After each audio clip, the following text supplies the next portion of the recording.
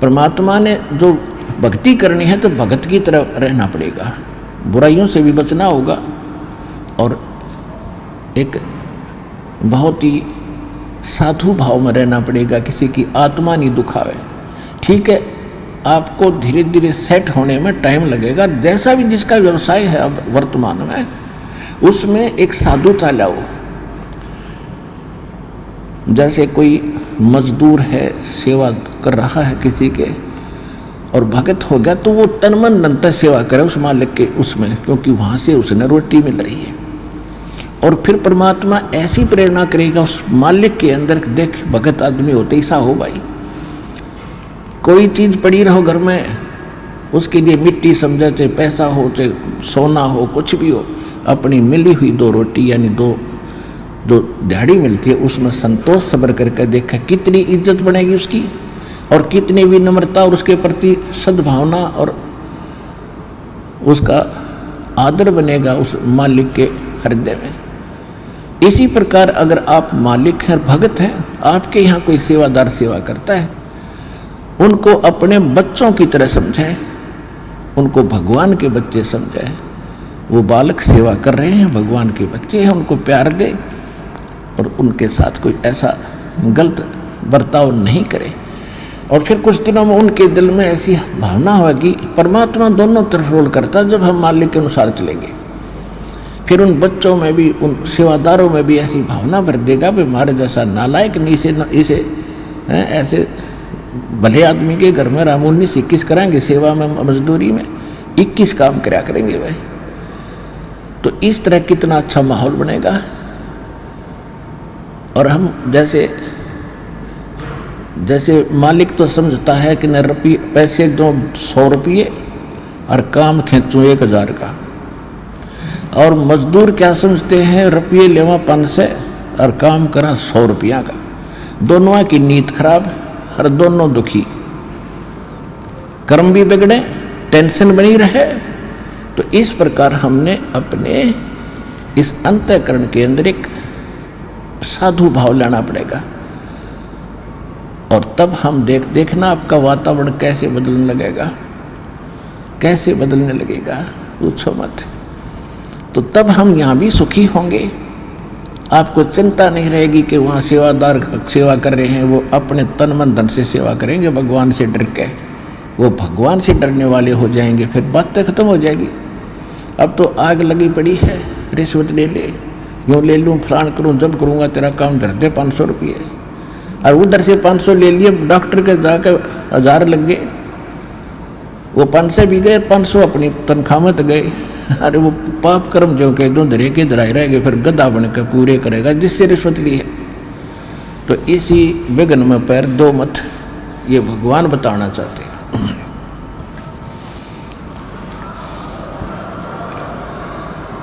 और जब आपको ये ज्ञान होगा ना, जहर दिखाई देगा आपको, और जब आप नेक नीति से चलोगे तो पूछो मत।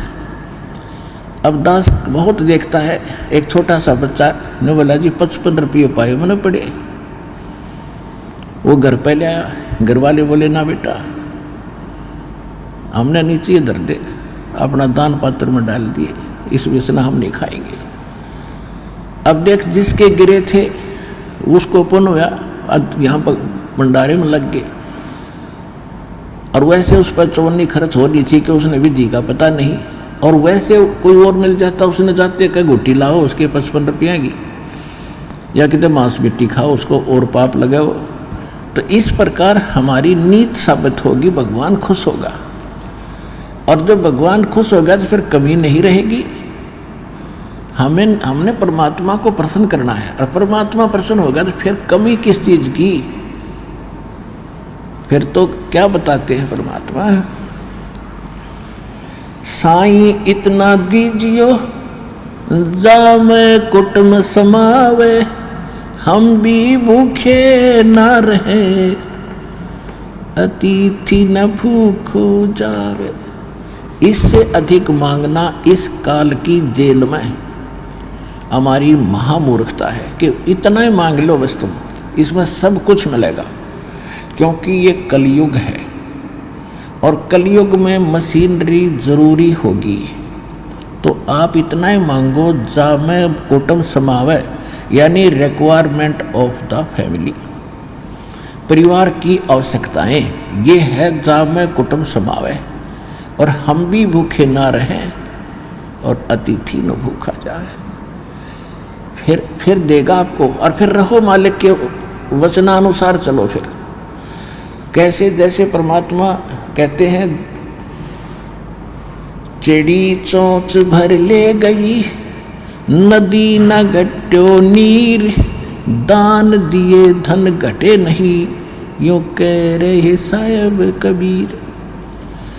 परमात्मा अपना साइन कर रहे हैं इस वाणी को बोल करके, कह रहे साहिब कबीर कि दान करने से धन नहीं घटेगा, ये नियम है ईश्वर का, परमेश्वर का। और दान सुपात्र को करे, गुरु बिन माला फेरते, गुरु बिन देते दान, गुरु बिन दोनों निष्फल हैं, चाहे पूछो वेद पुराण। देते को हर देत है, जहां तहां से आण, अण देवा मांगत फिरो, फिर साहिब सुने ना कान। अब परमात्मा ने एक भूमिका करके दिखाई हमारे को कि साईं इतना दीजियो जिसमें कुटुंब समावे। एक धानक, एक जुलाहा, सुबह से लेकर शाम तक एक बारीक बारीक तार इकट्ठे करके धागे और कपड़ा बुनता है। एक दिन में मुश्किल से भी 5 फुट 10 फुट बना पाता है, 5 फुट 4 फुट, और बहुत लंबा सैकड़ों फुट का तार वो थान बनाना पड़ता है, ताना बनाते थे। वो हफ्ते में पूरा होता। उसकी जो मेहनताना मालिक को मिलता, उसमें से अपने परिवार के लिए जो आवश्यक सामग्री थी, खाद्य पदार्थ लाते, और शेष बच जाते उसको सत्संग और भंडारा में लगाया करते थे। इस प्रकार परमात्मा हमें उदाहरण देते हैं कि इस लोक में आप भगवान की भक्ति अवश्य करो, पूर्ण संत से प्राप्त करके, फिर परमात्मा एक्शन में आवेगा। और वैसे आप ये फार्मूले अपनाओगे तो सफल नहीं हो पाओगे, क्योंकि फिर आपके साथ काल रहेगा, ये मन है, और केवल वर्क डन मिलेगा आपको। यहाँ वर्क से भी अलग मिलेगा आपको, किस्मत से भी न्यारा देगा परमात्मा, क्योंकि हम परमात्मा से कुछ और मांग ही नहीं रहे, इतना ही मांगते कि हमारी भक्ति बनी रहे और हमें कोई आवश्यक वस्तु का अभाव ना हो, बस इतना सा।